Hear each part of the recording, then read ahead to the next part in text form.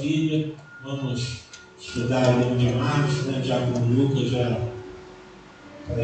adiantado, né? Ele tomou posse do livro de Marcos, né? Falou, é meu, o pastor não toma, né? Mas como ele já vem fazendo, né? Não vou roubar dele agora no final. Falou, não, já está pronto, já continua ali. Eu quero também ouvir e ser abençoado. Tem um telefone aí, não? Não, embaixo, embaixo.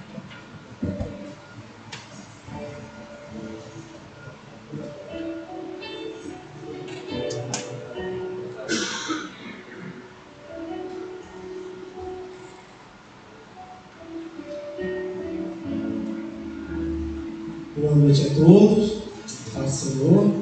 Como nós já estamos fazendo, estudando nos Evangelhos das quartas-feiras, já estamos no capítulo 14 de Marcos, Marcos 14, já estamos encerrando esse livro, e hoje nós vamos abordar um capítulo pesado, vamos abordar um pouco da angústia de nosso Senhor, a traição, a passagem de Getsemane, mas nesse primeiro momento vamos ler apenas os 2 primeiros versículos e depois nós faremos a leitura completa.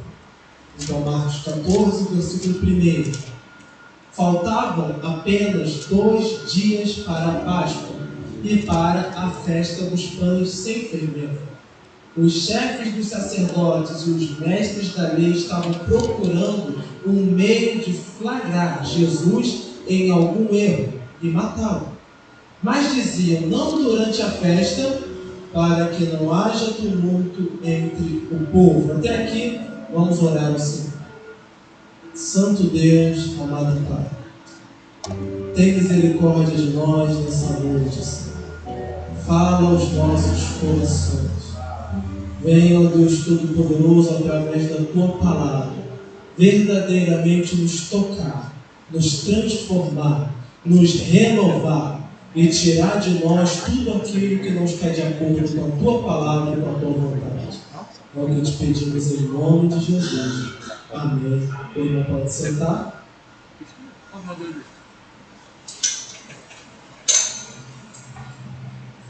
Nós vimos, no capítulo anterior, todo o discurso escatológico de Jesus. Ele falou a respeito do fim dos tempos. Nós vimos isso. E vimos principalmente que a mensagem de Jesus sobre o fim dos tempos, embora, obviamente, ela esteja voltada a alertar o seu povo do que está por vir, ela traz também um chamado à esperança. Porque em todas as coisas nós vemos que não importam quão graves fiquem, Deus está sempre no controle de tudo.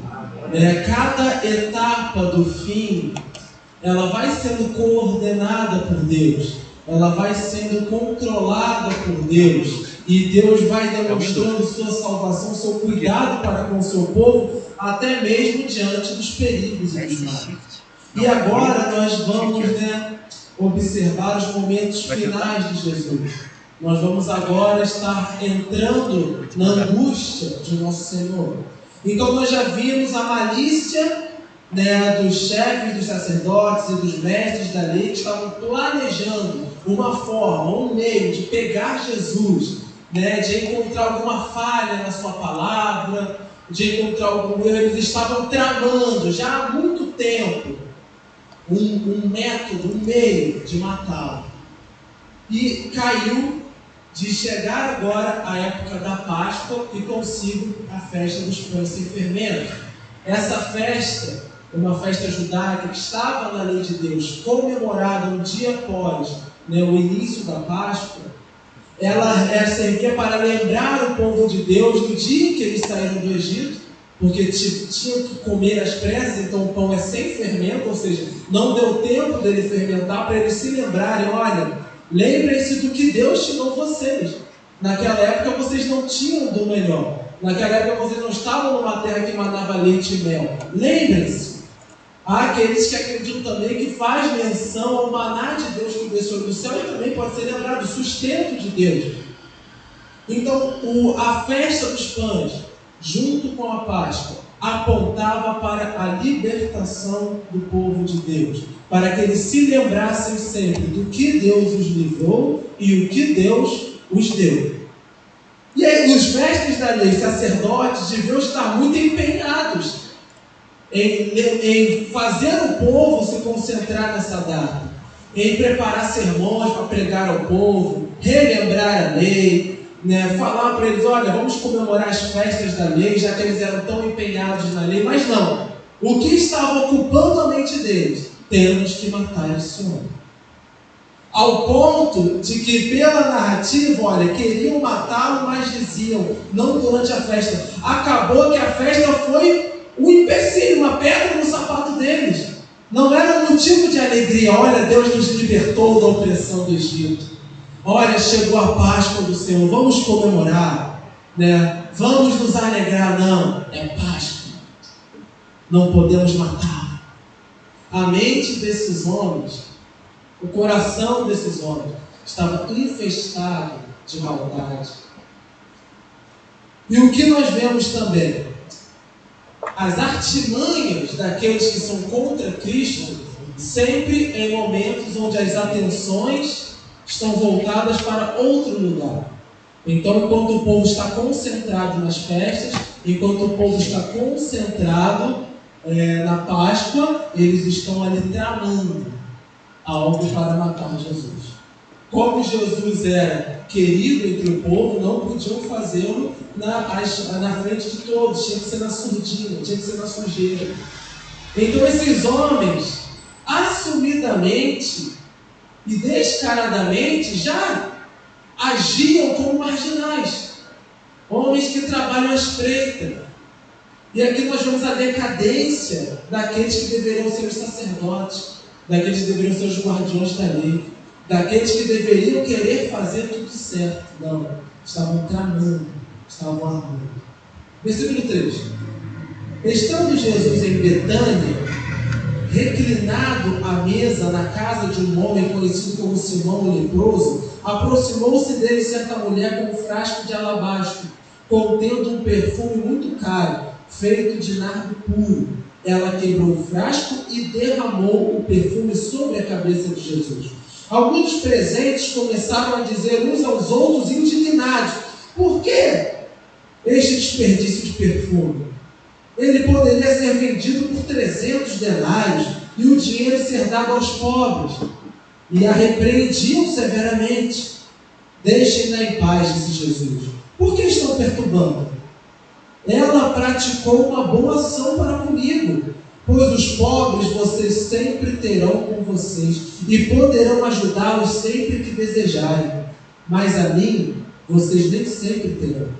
Ela fez o que pôde, derramou o perfume em meu corpo antecipadamente, preparando-o para o sepultamento. Eu lhes asseguro que onde quer que o Evangelho for anunciado, em todo o mundo também o que ela fez será contado em sua memória. Então Judas Iscariote, um dos 12, dirigiu-se aos chefes dos sacerdotes a fim de lhes entregar Jesus. A proposta muito os alegrou e lhe prometeram dinheiro. Assim, ele procurava uma oportunidade para entregá-lo. Até aqui, então, nós já vimos que essa narrativa ela já é o cumprimento de uma profecia de Jesus, porque ele afirmou que onde o Evangelho fosse anunciado, o que essa mulher tinha feito seria anunciado. Nós lemos o Evangelho e foi-nos anunciado o que essa mulher fez a Jesus. Nós sabemos que o principal contato, a principal fonte de Marcos para a sua narrativa é Pedro. E Pedro estava aqui presente. Então provavelmente Pedro falou: já que você vai escrever, coloca lá. O mestre falou que o que aquela mulher fez tinha que ser anunciado. Não se esqueça disso. Então nós vemos aqui o zelo dos apóstolos, o zelo de Marcos, o zelo dos escritores bíblicos de fazer valer a vontade do Senhor. Era da vontade de Deus que o que essa mulher fez fosse anunciado, fosse relembrado. E por quê? O que essa mulher fez demais? Bom, primeiro nós vimos que Jesus estava na região de Betânia. Era uma região que eles tinham muitos amigos. Lázaro e suas irmãs moravam lá também. Era onde Jesus estava ali para passar seus últimos momentos. Ele vai à casa desse homem, Simão, o leproso, que obviamente não precisamos dizer por que ele era chamado Simão o leproso. E lá uma mulher, que o texto não revela o nome, quebra e derrama sobre ele um perfume caríssimo, que estava dentro de um vaso caríssimo, que segundo as línguas que estavam lá, poderia ser vendido e o dinheiro dado aos pobres. Em outras narrativas nós vamos ver que uma dessas línguas era o próprio Judas Iscariote, que era um homem que nós sabemos que roubava do dinheiro ali de Jesus. Ele era o tesoureiro e roubava. Então nós sabemos que a intenção dele não era dar dinheiro aos pobres. E Jesus, bem sabendo disso, traz, vocês não me terão para ser, mas os pobres sempre tereis convosco. Não faltam oportunidades de ajudar os pobres. Basta querer. Não ajudavam antes, não ajudaram durante e obviamente também não ajudariam depois. Porque o problema, isso é uma coisa que nós devemos ficar alerta, O pobre sempre é o baluarte daquele que quer salvar o mundo. Vamos fazer pelos pobres. Pelos pobres. Geralmente é a conversa para perseguir aqueles que estão ofertando a Jesus. Vai dar dinheiro para a igreja? Por que não dá para os pobres? Até o aborto, as mulheres pobres estão morrendo. Os pobres, coitados dos pobres. Sempre o mesmo discurso. E Jesus, ele nos mostra aqui que ele não veio à terra para solucionar todos os problemas sociais. O nosso Messias, o nosso Salvador, a nossa salvação não vem do Estado, não vem da ajuda aos pobres. Às vezes nós somos os pobres que precisamos da ajuda. A ajuda não vem, a nossa esperança não está na solução de problemas terrenos, é muito maior. Quando Jesus vê o que aquela mulher fez, ele declara, ela antecipou. Por quê? Porque quando tinha o falecimento, embalsamavam o corpo para que não cheirasse mal durante aquele período de velório, que era muito mais extenso do que o que nós temos hoje.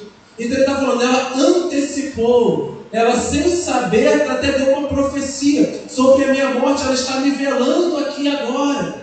Vocês não estão percebendo. Suas mentes estão distantes.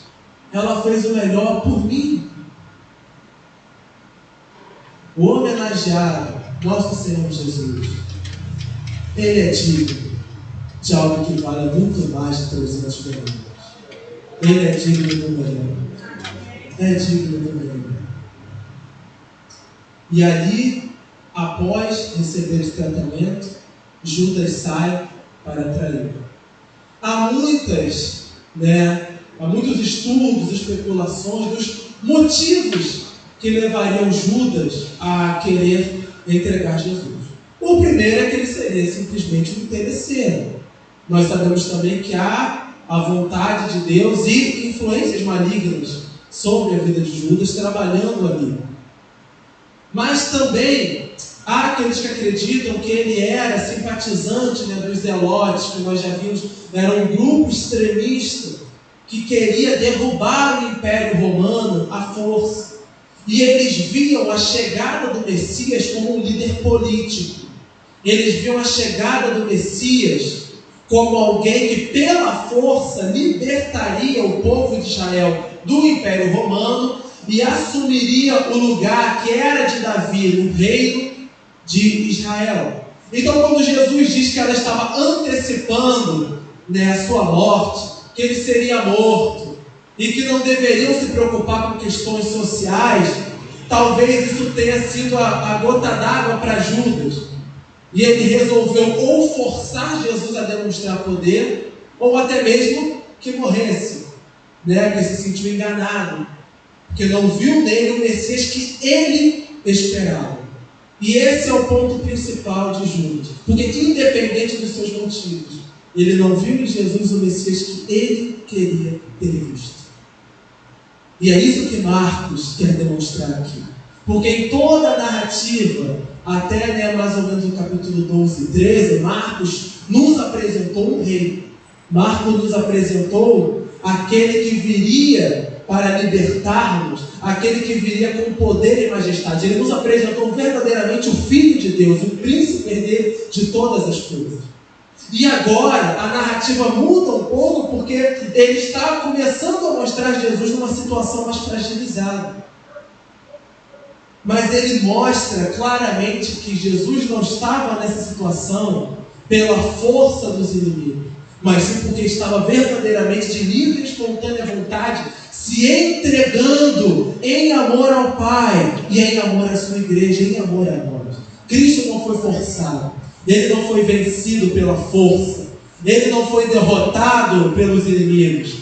Ele estava a todo momento no controle da situação, se ofereceu não por obrigação, mas em amor à vontade do Pai, em amor à sua igreja. Ele nos amou e se entregou por nós.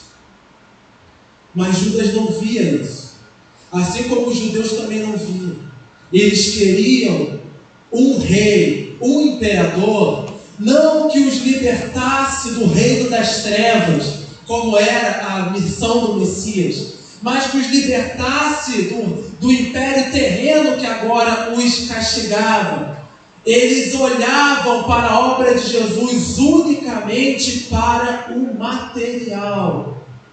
E é um perigo que provavelmente Marcos não quer que chegue até o seu leitor.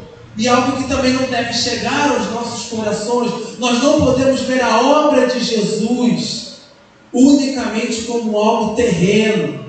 Nós não podemos olhar para Jesus como muitos fazem, né? Como um grande filósofo, como um revolucionário, como, né, um simpatizante de ideologias. Nós precisamos olhar para a sua obra, entendendo verdadeiramente o que ele veio fazer. Ele não veio nos libertar da opressão de Roma, ele não veio nos libertar da opressão do Estado, ele veio trazer salvação para as nossas almas.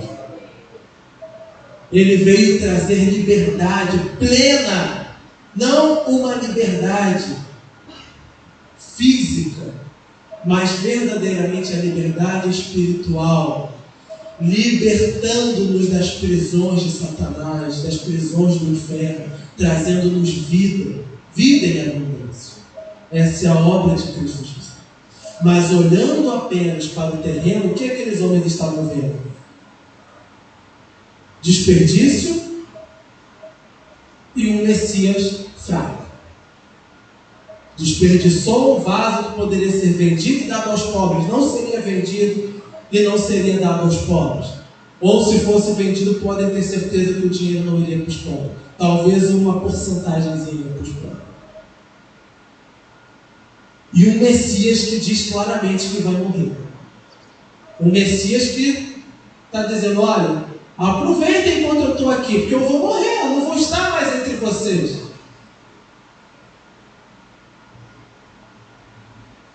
Versículo 12. No primeiro dia da festa dos pães sem fermento, quando se costumava sacrificar o cordeiro pascal, os discípulos de Jesus lhe perguntaram: aonde queres que vamos e te preparemos a refeição da Páscoa?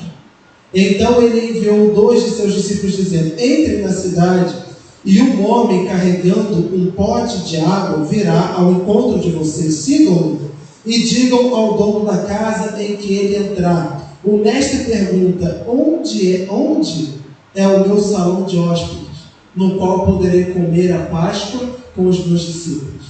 Ele lhes mostrará uma ampla sala no andar superior, mobiliada e pronta.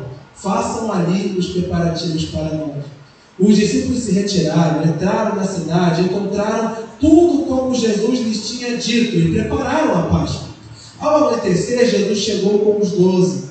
Quando estavam comendo, reclinados à mesa, Jesus disse: digo-lhes que certamente um de vocês me trairá, alguém que está comendo comigo. Eles ficaram tristes e por um lhe disseram: com certeza não sou eu. afirmou Jesus, é um dos 12, alguém que come comigo do mesmo prato. O Filho do Homem vai como está escrito a seu respeito, mas ai daquele que trai o Filho do Homem. Melhor lhe seria não haver nascido. Enquanto comiam, Jesus tomou o pão, deu graças, partiu, deu aos seus discípulos, dizendo: tomem, isto é o meu corpo. Em seguida tomou o cálice, deu graças, ofereceu-o aos discípulos e todos beberam, e lhes disse: isto é o meu sangue da aliança, que é derramado em favor de muitos. Eu lhes afirmo que não beberei outra vez do fruto da videira, até aquele dia em que beberei o vinho novo no reino de Deus. Depois de terem cantado um hino, saíram para o Monte das Oliveiras. Então, continuando aqui na narrativa, momentos dramáticos, tristes, mas ao mesmo tempo que continuam a demonstrar o controle e o governo do Senhor sobre todas as coisas. Deus tem plena ciência, nosso Senhor Jesus tem plena ciência de onde teria a provisão, de onde teria tudo pronto. E a forma com que ele fala, ele não diz que os discípulos devem pedir, ele não diz que os discípulos devem pagar. Ele diz: está tudo pronto, basta que digam, e tudo já está providenciado. Ou seja, o governo soberano de Deus sobre todas as coisas continua sendo manifesto, mesmo sendo prestes a ser entregue à morte, mesmo sendo prestes a ser traído pelo seu discípulo, ele permanece no controle de todas as coisas. Nós sabemos que a lei e a tradição judaica pedem que o anfitrião seja hospitaleiro. Mas Jesus não cita isso em nenhum momento, porque ele não cita que o homem vai fazer por uma questão de hospitalidade. A forma com que ele faz é como se o homem de fato estivesse recebendo alguém muito importante. Olha, o Senhor, o chefe está chegando aí. Já está tudo pronto? O meu Senhor pergunta: onde é a mesa? Onde é o local que ele vai ceiar com os discípulos? Já tem que estar tudo pronto. A magnitude de Cristo é demonstrada até nas menores coisas. Ele permanece no controle total de tudo. E aqui, avançando, agora eles vão participar do sacrifício do Cordeiro Pascal. Esse Cordeiro simboliza os cordeiros que foram mortos quando a última praga veio sobre o Egito, a praga da morte dos primogênitos. Quando sacrificaram o cordeiro, e o sangue do cordeiro foi aspergido sobre as portas, e ali a morte não passou. Ou seja, o cordeiro simboliza o quê? Simboliza a liberdade do povo de Deus, mas também simboliza a salvação da morte, a salvação do juízo. O cordeiro morreu no lugar do primogênito. A vida do cordeiro foi derramada no lugar do primogênito. Não há uma festa melhor para que Cristo faça a sua obra. Porque da mesma forma como lá o cordeiro foi sacrificado para a salvação do povo, agora, como João Batista disse, o Cordeiro Santo de Deus, que veio ao mundo, está prestes a se sacrificar, entregar sua vida, derramar o seu sangue para, da mesma forma como no passado, salvar o seu povo da morte, salvar o seu povo dos seus pecados. E é isso que Jesus diz aqui na ceia: isso é o meu corpo, utilizando o exemplo do pão, demonstrando que da mesma forma como o pão é moído na nossa boca, ele seria ferido, ele seria machucado. E o cálice da nova aliança simbolizando o seu sangue, que seria derramado em favor de muitos. O sangue dos cordeiros foram derramados em favor do povo de Deus. O sangue de Cristo Jesus também foi derramado em favor do seu povo. Não mais seu povo sanguíneo, embora nós cremos que muitos estejam incluídos, graças a Deus, mas um povo que agora é chamado mediante a fé, Um povo que agora é chamado mediante a crença em Cristo Jesus. Esses muitos, sangue derramado em favor de muitos. Quem são esses muitos? Esses muitos são a igreja. Esses muitos somos nós. Ele deu a sua vida em nosso lugar, em nosso favor. Seu sangue foi derramado. E mediante seu sangue, hoje nós fomos livres da morte. A salvação veio a nós. E quando lemos isso, e lembramos das palavras de João Batista, tudo se encaixa, O Cordeiro Santo de Deus está aqui. Ele tira o pecado do mundo. Esse é o Cordeiro Santo. A partir deste momento, a Páscoa não será mais celebrada relembrando a liberdade física do povo de Deus, mas agora ela aponta para a liberdade espiritual. E nos dias de hoje é triste ver que tem crentes que estão tentando trazer de volta essas festas. Vamos trazer as festas dos pães de volta, a festa das tendas, sendo que tudo aquilo era uma alusão àquele período. E hoje nós temos um simbolismo muito maior, porque muito maior do que lembrar de um povo que foi liberto da escravidão, é saber que Cristo Jesus conquistou para o seu povo vida eterna. Não foi um cordeiro comum, não é um cordeiro comum que nós relembramos na Santa Ceia do Senhor. É o sangue do Deus vivo que se fez carne e morreu no nosso lugar. Cristo está aqui agora, nesse momento, mudando o sentido da Páscoa. E hoje nós comemoramos a Páscoa nesse sentido. Na sexta, o seu falecimento. No sábado, no período chamado de sábado de aleluia. E ao domingo, que é que comemoramos? Sua ressurreição. Porque embora esteja aqui se entregando à morte não poderá contê-lo, porque Ele é o Senhor de todas as coisas. Ele é o vencedor. E vencerá também sobre a morte. E esse momento triste, ele anuncia: um de vós vai me trair. E todos dizem, se todos disserem, então o traidor também disse: não sou eu. Não sou eu. Como é triste, A gente, nós como pessoas, nós às vezes temos aquela pessoa que nós sabemos que está mentindo para nós, que está nos enganando. Aquela pessoa que às vezes nós tínhamos até um amor, um carinho especial. E nos dói tanto, saber que ela está ali nos traindo. Nós vemos que ela está nos traindo, ela permanece ali naquela postura. Nosso Senhor Jesus Cristo, como homem, também sente todas essas coisas. Embora já estivesse tudo planejado desde o princípio, a dor da traição ainda é presente aqui.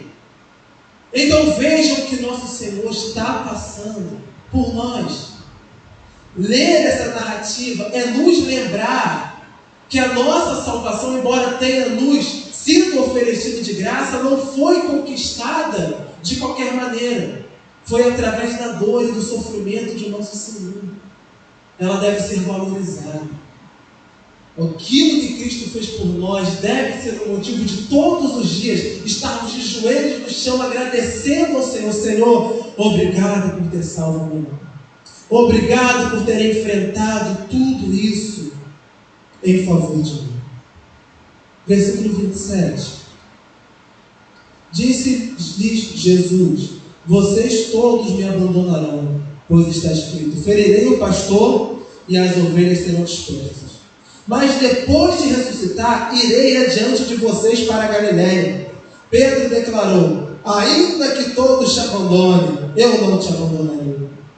Respondeu Jesus: asseguro-lhe que ainda hoje, esta noite, antes que 2 vezes cante o galo, 3 vezes você me negará. Mas Pedro insistia ainda mais: mesmo que seja preciso que eu morra contigo, nunca te negarei. E todos os outros disseram o mesmo. A saída de Jesus do local em que eles estavam ceando, versículo 26 vai nos dizer: depois de terem cantado um hino, saíram ao monte das oliveiras. né? Jesus, ele nos mostra como é a procedência de Deus para conosco só nessa narrativa. Primeiro, mesmo nos momentos de desespero, o que o crente deve fazer? Como Jesus fez, devemos cantar louvores ao Senhor. Mas Jesus anuncia que seus discípulos passarão por um momento de fraqueza e que esse momento já tinha sido anunciado. Mas ele traz uma palavra de esperança para eles. Ele não está falando com um olhar julgador, porque no versículo 28 ele diz: mas depois de ressuscitar, irei adiante de vocês para a Galiléia. Ele está dizendo: olha, vocês vão me abandonar, mas eu vou buscar vocês de volta. Amados, isso aqui é o resumo da vida cristã. Nós nos perdemos, ele nos busca de volta. Nós o abandonamos, ele nos busca de volta. Amados, se hoje estamos aqui, não é porque somos fortes, como Pedro queria demonstrar. Nunca te abandonarei. Não é da nossa força. É ele quem vem nos buscar. É ele quem nos traz de volta. É ele quem nos chama. Não somos nós quem permanecemos firmes com ele. Embora, claro, nós temos toda a nossa responsabilidade. Mas a verdadeira, o real motivo de estarmos com ele é porque todas as vezes que nos perdemos e nos desviamos, ele foi ao nosso encontro novamente. E Marcos registra isso aqui. Marcos podia ter simplesmente dito, né? Ah, Pedro falou que não ia e acabou negando.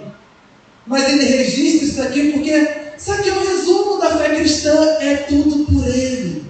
Foi porque ele morreu e ressuscitou que hoje estamos aqui. É porque ele foi nos buscar que hoje estamos aqui. E essa narrativa, irmãos, não sei quanto a vocês, mas ela me traz esperança.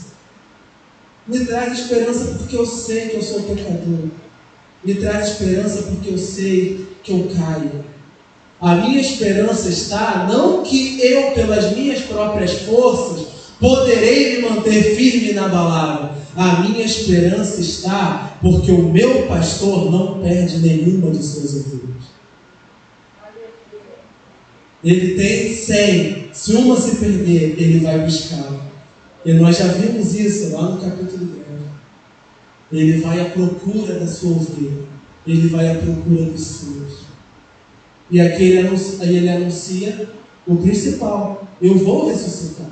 Se acalme. Paciência. Isso é apenas um momento.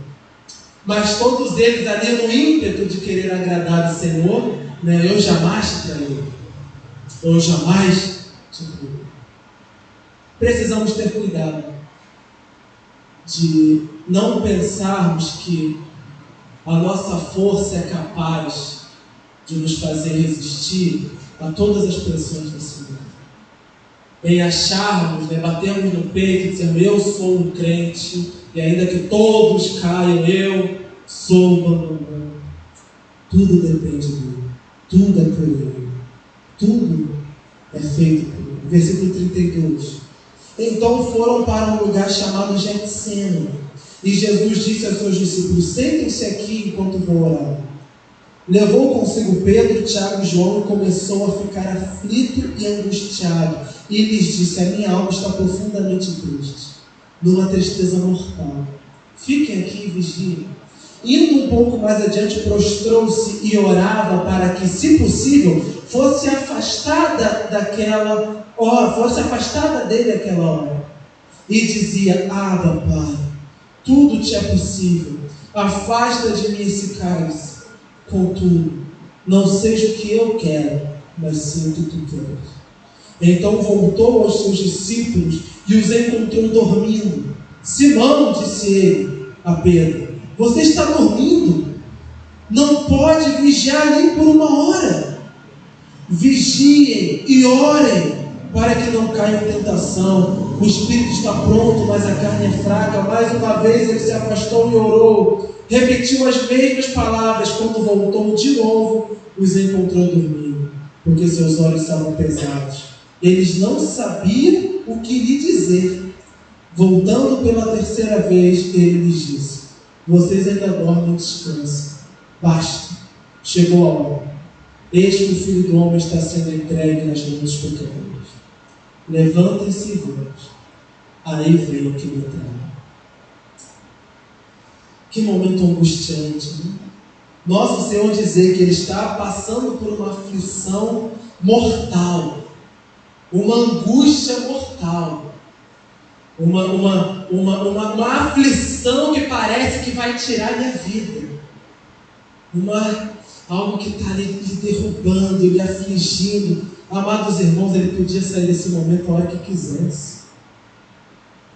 E aí Ele podia sair desse momento a hora que quisesse. Não precisava passar por isso. Nos momentos de desespero, Ele, como homem perfeito que foi, não faz a sua própria vontade. Ele se submete à vontade do Pai. Mesmo no desespero e na angústia, nosso Senhor permanece sendo perfeito. Um servo de Deus inabalável. Porque Ele nos mostra que o servo de Deus passa por sofrimento, passa por aflição. Ele aqui está passando. Mas qual é a sua postura? Senhor, que seja feita a tua vontade em tudo. Ele se submeteu à vontade do Pai, como servo perfeito, como aquele que não tem nenhum pecado, e principalmente, irmãos, como grande vencedor. Porque, amados,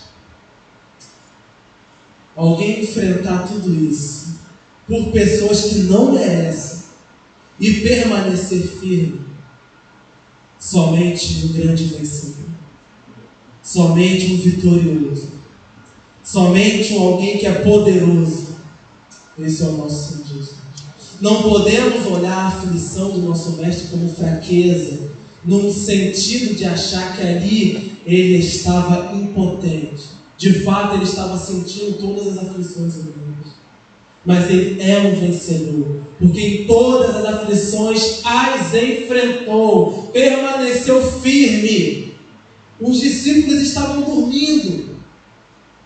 Ele falou: estou numa aflição de morte. Anteriormente falou: vou ser entregue aos pecadores. E eles estavam dormindo.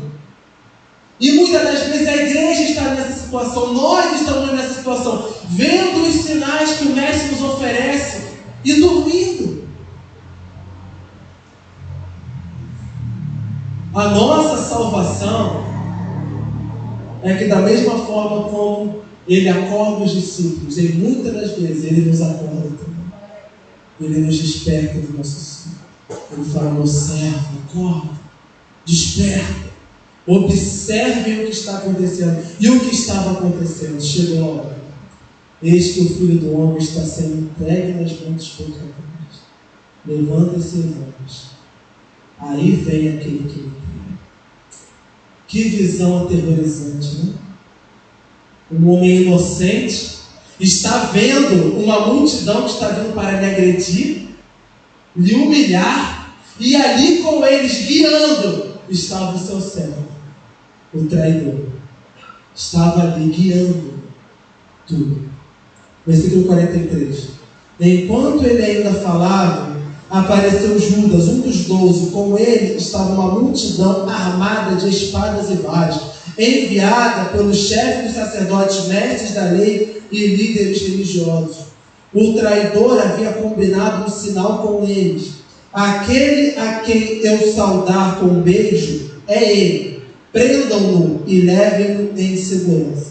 Dirigindo-se imediatamente a Jesus, Judas disse: mestre, e o beijou.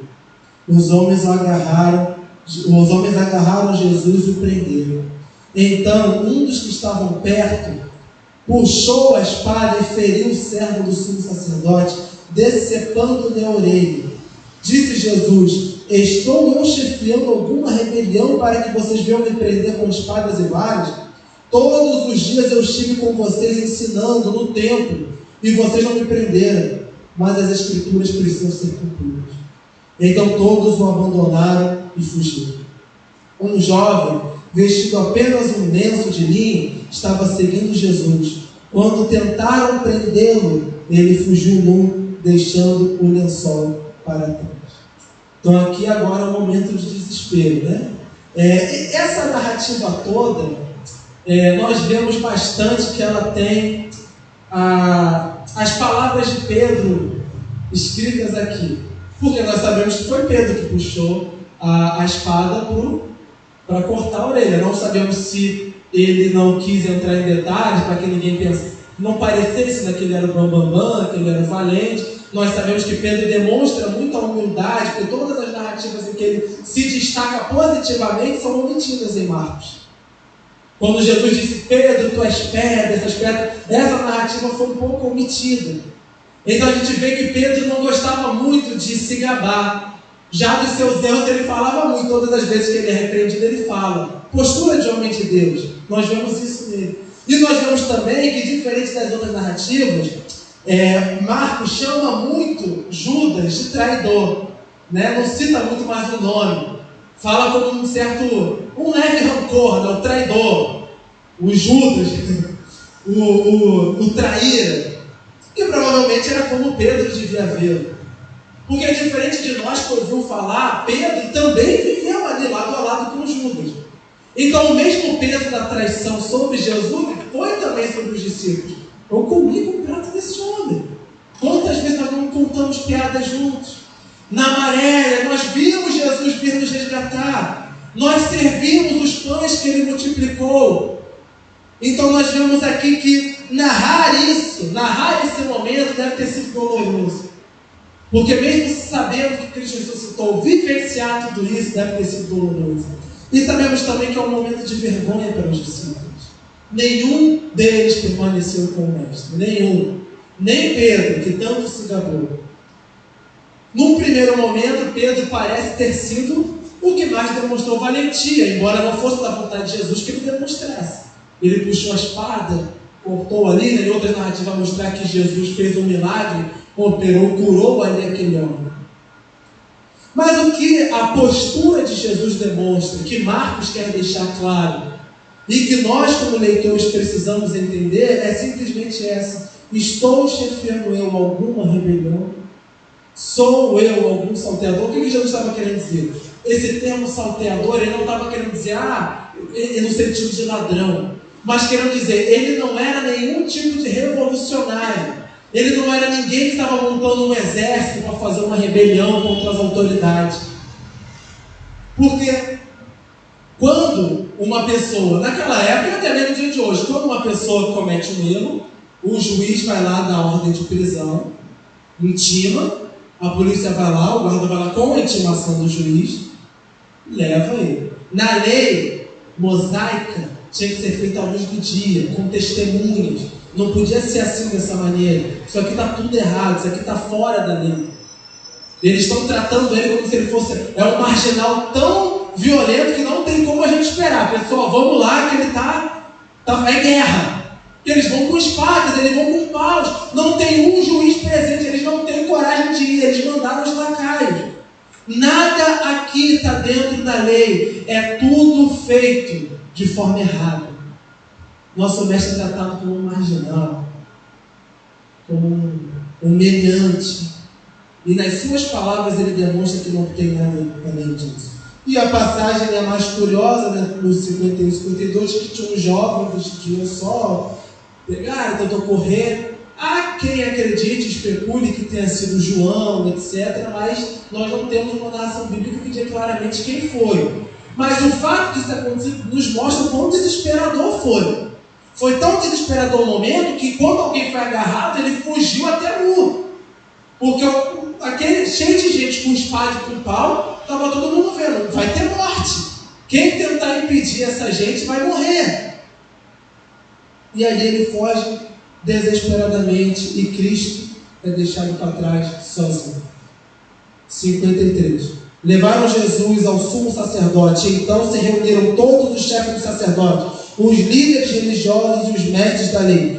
Pedro o seguiu de longe até o pátio do sumo sacerdote. Sentando-se ali com os guardas, esquentavam-se junto ao fogo. Os chefes dos sacerdotes e todo o sinédrio estavam procurando depoimentos contra Jesus, para que pudessem condená-lo à morte, mas não encontravam nenhum. Muitos testemunharam falsamente contra ele, mas as declarações não eram coerentes. Então se levantaram alguns e declararam falsamente contra ele: Nós ouvimos dizer: destruirei esse templo feito por mãos humanas, e em 3 dias reconstruirei outro, não feito por mãos de homens. Mas nem mesmo assim o depoimento deles era coerente. Depois o sumo sacerdote levantou-se diante deles e perguntou a Jesus: Você não vai responder à acusação que estes lhe fazem? Mas Jesus permaneceu em silêncio e nada respondeu. Outra vez o sumo sacerdote lhe perguntou: Você é o Cristo, o Filho do Bendito? Sou, disse Jesus. E vereis o Filho do Homem assentado à direita do Todo-Poderoso, vindo com as nuvens dos céus. O sumo sacerdote, rasgando as próprias vestes, perguntou: Por que precisamos de mais testemunhas? Vocês ouviram a blasfêmia. Que acham? Todos o julgaram digno de morte. Então alguns começaram a cuspir nele, vendaram-lhe os olhos e dando-lhes murros, diziam: Profetiza. E os guardas o levaram dando-lhe tapas. Isso aqui seria: vendaram ele e começaram a bater, dizendo: Profetiza. Quem te bateu? Tu não é profeta? Profetiza. Quem te bateu? E ali o murraram e o cuspiram. Mesmo nos lugares mais bárbaros, nenhum julgamento seria tratado com tanto descaso como esse julgamento, que nada mais é do que uma farsa. Chamaram falsas testemunhas que falaram coisas tão absurdas que não era nem coerente. E quando esse homem levanta aqui, ele deturpa as palavras de Jesus. Nós ouvimos dizer que ele destruiria o templo. Jesus não falou que ele destruiria o templo. Ele disse de fato: não ficará pedra sobre pedra. Mas nunca afirmou ele mesmo destruir. E provavelmente os que estavam ao redor, alguns devem ter se levantado para dizer: calma aí, não foi bem assim. Não tinha nada com que acusá-lo. E vejam bem, a lei judaica, nós vamos ver isso lá em Atos 4 e 5 também. Quando Pedro e João são capturados, o Sinédrio não pôde julgá-los à noite, teve que esperar pela manhã. Tudo tinha que ser feito à luz do dia. Mas aqui eles não esperam. Eles levam Jesus, pelo que aparenta, já de madrugada, para ser julgado na surdina. Sabe lá por quem? Quais foram os juízes? Provavelmente só chamaram aqueles que já estavam ali loucos para matar. E chamam testemunhas, ou seja, geralmente testemunha é a testemunha de acusação, mas também tem a testemunha de defesa, né? Nesse caso, o juiz chamou a testemunha que já estava com tudo programado para trair. E Jesus permanece, né, como o profeta Isaías nos profetizou. De fato, como um cordeiro ao matador. O cordeiro é mudo. O cordeiro não emite sons quando está indo para o matador. Ele vai. E Jesus estava ali. Jesus não declara nenhuma defesa. E Jesus só fala quando o homem pergunta quem ele é. E aqui, quando Jesus diz o que ele é, e utiliza esse termo sou, né? Em algumas versões, eu sou, lembrando, né, do eu sou, do Deus vivo, que falou a Moisés: sou o Deus, sou o Filho de Deus. E vereis o Filho do Homem sentado à destra do Poderoso, vindo com as nuvens do céu. Amados, esse é o nosso Senhor. Esse momento aqui em que ele está sendo agredido, maltratado, ele está se oferecendo em favor de nós. Mas isso aqui não é a representação exata de quem é o nosso Deus. O nosso Senhor Jesus Cristo é aquele que hoje está sentado à destra de Deus Pai, reinando, poderoso, soberano. E quando Marte Estevão estava para ser apedrejado, olhou para o céu, viu o Filho do Homem assentado à destra de Deus Pai, reinando, glorioso, poderoso, porque lá é o seu lugar. E hoje lá ele está, à destra de Deus Pai, reinando. Os homens podem não reconhecer, os homens podem não aceitar, mas esse Jesus, que está agora aqui, sendo apresentado a nós, cumpre exatamente todas as profecias bíblicas a seu respeito. E eu creio verdadeiramente que esse Jesus apresentado nas Escrituras é o Filho do Deus vivo. Ele é o Senhor Deus Todo-Poderoso. E por fim, para nós terminarmos a narrativa de hoje, do 66 ao 73. Estando Pedro embaixo, no pátio, uma das criadas do sumo sacerdote passou por ali. Vendo Pedro a aquecer-se, olhou bem para ele e disse: você também estava com Jesus, o Nazareno. Contudo, ele o negou, dizendo: não o conheço, nem sei do que você está falando. E saiu para o alpendre. Quando a criada o viu lá, disse novamente aos que estavam por perto: este aí é um deles. De novo ele negou. Pouco tempo depois, os que estavam sentados ali perto disseram a Pedro: certamente você é um deles, você é galileu. Ele começou a se amaldiçoar e a jurar: não conheço o homem de quem vocês estão falando. E logo o galo cantou pela segunda vez. Então Pedro se lembrou das palavras de Jesus, que Jesus lhe tinha dito: antes que 2 vezes cante o galo, você me negará 3 vezes. E se pôs a chorar. Pedro, ele nos dá aqui, com o seu momento de fraqueza, também do servo de exemplo. O servo de Deus não pode nunca bater no peito, né, se achar, dizer. O servo tem que estar sempre na dependência assim. Porque se Pedro, aquele que afundou, mas andou com Jesus no mar, aquele que testemunhou tantos milagres e maravilhas, aquele que viu a manifestação de Moisés e Elias, aquele que estava ali todo o tempo com Jesus, se ele no momento de desespero tem uma queda, todo crente pode passar por isso. Todo crente pode enfrentar esse momento. E para nós vermos o quão desesperador foi esse momento, né? Primeiro, uma serva do sumo sacerdote, que provavelmente ela ia servi-lo também quando ele estava lá trabalhando no templo. Então, quando Jesus estava trabalhando no templo, estava ensinando no templo, ela viu Jesus e viu os discípulos. Olhou para ele e falou: você estava lá? Ele falou: não, saiu de perto. Mas ela continuou seguindo, chamou o pessoal: ele estava lá. E aí, o povo ao redor começou agora a reparar melhor nele. Por quê? Ele tinha jeito e linguajar de galileu. Galileu era, o pobre, era aquele que tinha um sotaque diferente, era aquele que tinha postura diferente. Dificilmente o povo da Galileia ia até Jerusalém nesses tempos. Então, falava: por que tem um galileu aqui? Mas Jesus é galileu. Estava andando com ele: você é galileu. E aí o que Pedro faz nesse último momento? Ele começa a se amaldiçoar. Como assim? É dizer que cai um raio na minha cabeça se eu estiver mentindo. Maldito seja eu se eu estiver mentindo. Né? Coisa que até os outros fazem no dia de hoje. Ele se amaldiçoou. Tamanho era o desespero, pois sabia que se fosse identificado como um dos discípulos de Jesus, seria tratado da mesma forma ou até pior. E ele acabara de ver Jesus ser espancado na frente dos homens. E aí ele se lembra da palavra do Senhor. Ele se lembra daquilo que Deus falou, de que Cristo falou para ele. E então ele se põe a chorar, pois reconheceu que de fato ele não era tão bom quanto pensava que era.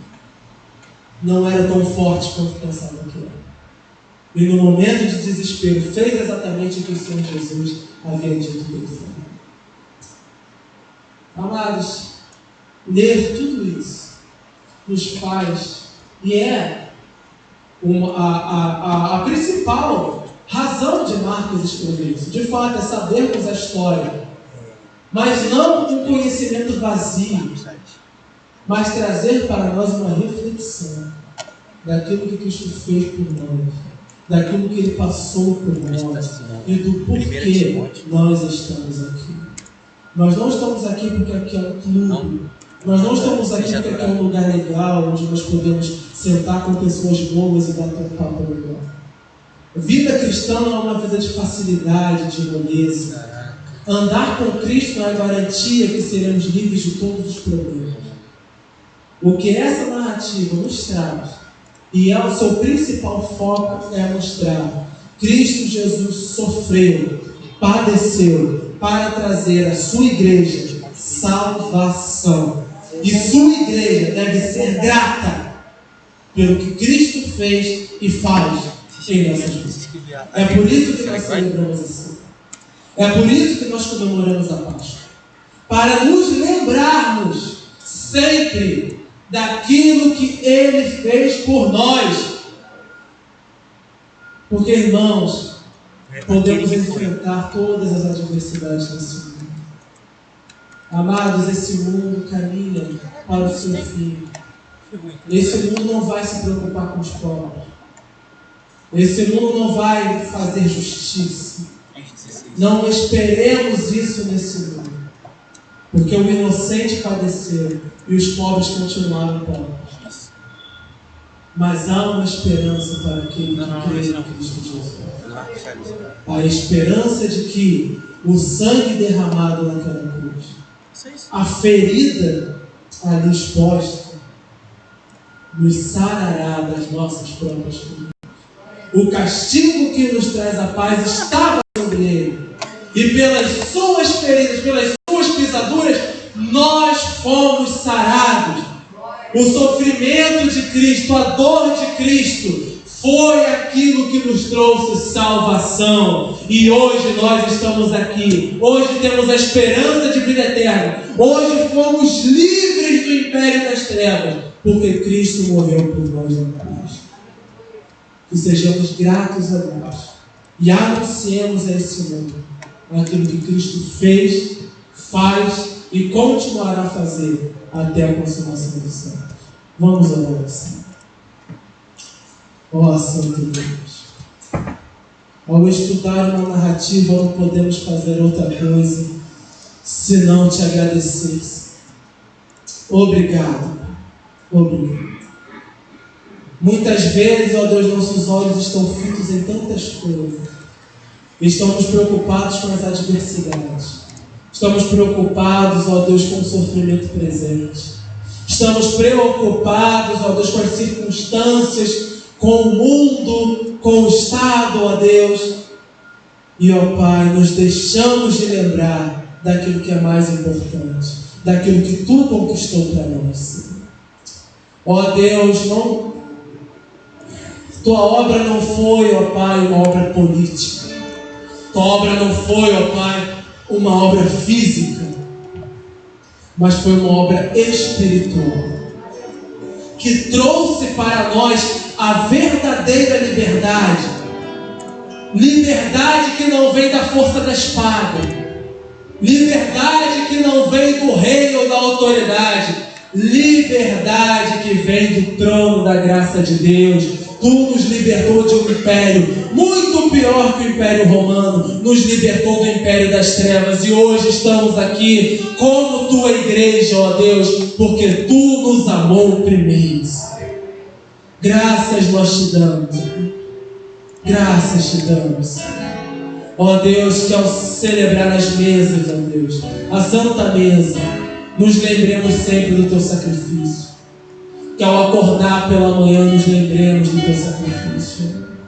E quando virmos a passar as diversidades, Senhor, nos lembremos, ó Pai, que a nossa alegria não depende desse mundo, pois Tu conquistou para nós um reino eterno, uma pátria superior a que vivemos hoje.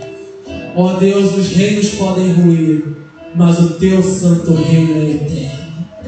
Coloque em nossos corações a esperança, a fé, ó Deus, de que tudo nesse mundo pode ruir, mas nós estamos seguros em Ti, e um dia estaremos no Teu reino, contigo, eternamente.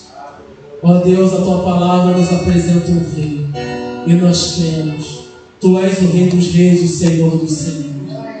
Tu és verdadeiramente o Filho de Deus, prometido desde os primórdios do mundo, cujo plano de salvação já havia sido elaborado antes da fundação do mundo.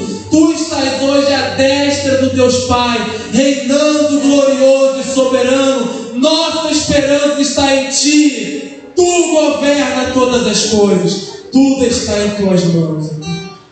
Nós Te agradecemos, Te louvamos e Te adoramos, confiando em Ti, Senhor, plenamente, crendo que até nos momentos em que cairmos e nos dispersarmos, Tua graça, ó Deus, nos sustentará e nos trará de volta para a Tua presença. Maravilhoso é o Teu nome. Graças te damos hoje e eternamente. Em nome de Jesus. Amém.